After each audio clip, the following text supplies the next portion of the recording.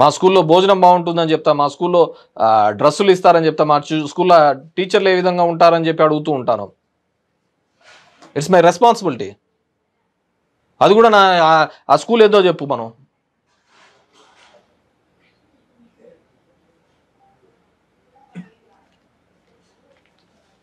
Loafer చేష్టలు, loafer రాతలు రాసుకుంటా ఇది పోతుంట. ఎవరిని ఎక్కియడానికి? నీ రాతల వల్ల తెలుగుదేశం గెలిపించడానికే కదా, నీ రాతల వల్ల నీ చిట్ ఫండ్స్ నడిపించుకోవడానికే కదా. ఏది అదొక బతికేనా? దాని పత్రికలు అంటారా? దాని పత్రికలు అంటారా? దాని బదులు మామూలుగా రెడ్ లైట్ ఏరియాల్లో ఉంటారు కదా, వాళ్ళు వాళ్ళ కష్టం కోసం, వాళ్ళ జీవనోపాధి జరక్క కోసం చేసుకుంటారు. వాళ్ళకంటే అధ్వానం కదా నీ బతుకు. వాళ్ళకంటే అధ్వానమైన బతుకు కదా నీది. అరే ఒక్కరిని చూపి. మనం ఇంతకుముందు ఆర్ఎన్బి రోడ్డు మీద కోర్టు విన్నారు, కోర్టు డిస్మిస్ చేసింది.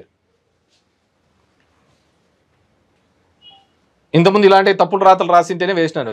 ఎందుకు ఈ బతుకు బతకాలా? నీ రాతల వల్ల అవతలోడి జీవితాన్ని, అవతలోని క్యారెక్టర్ అసాసిన్ చేయాలనుకున్న నీ బతుకేం బతుకు?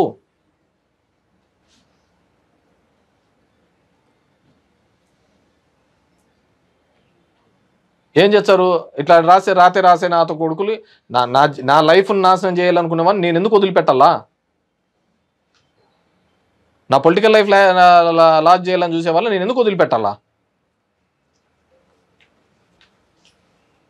నీ చంద్రబాబు అంత సచీలుడు అయితే, లేకుంటే ఇంకోడైతే తను చేసిన పనులు రాసుకో.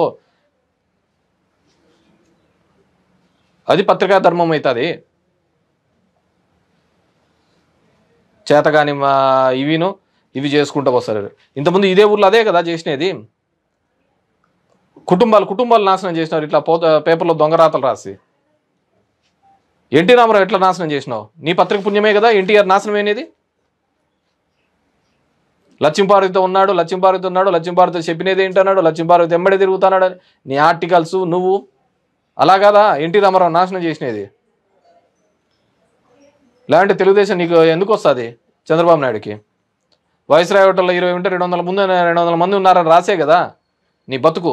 ఇంకా ఏ కాలంలో ఉన్నావు? అదే కాలంలో ఉన్నావు అనుకుంటే అవుతుందా? ఇంకా అదే కాలంలోనే బతుకుతామంటే అయిపోతుందా? ఆ రోజు ఈ గుడిసె రాతలు రాసే కదా.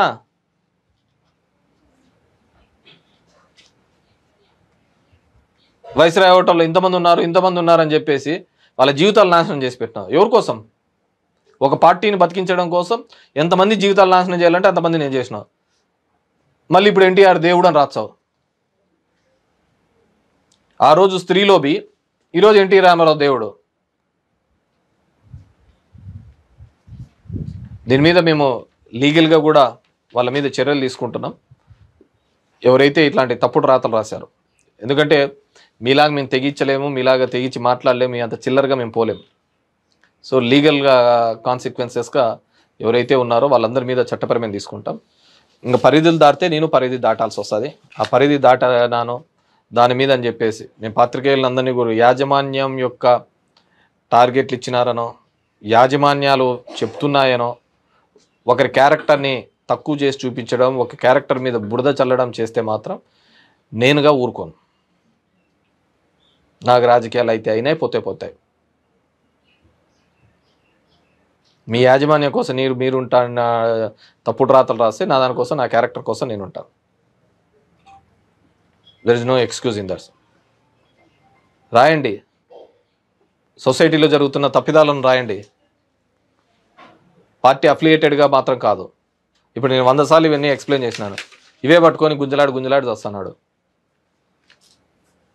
10 రోజులు, వారం రోజులు కథనాలని రాయండి. జీవన ప్రమాణాలు ఎలా పెరిగినాయని రాయండి. విద్యా వైద్యంలో తీసుకుని వస్తున్న మార్పుల గురించి రాయండి.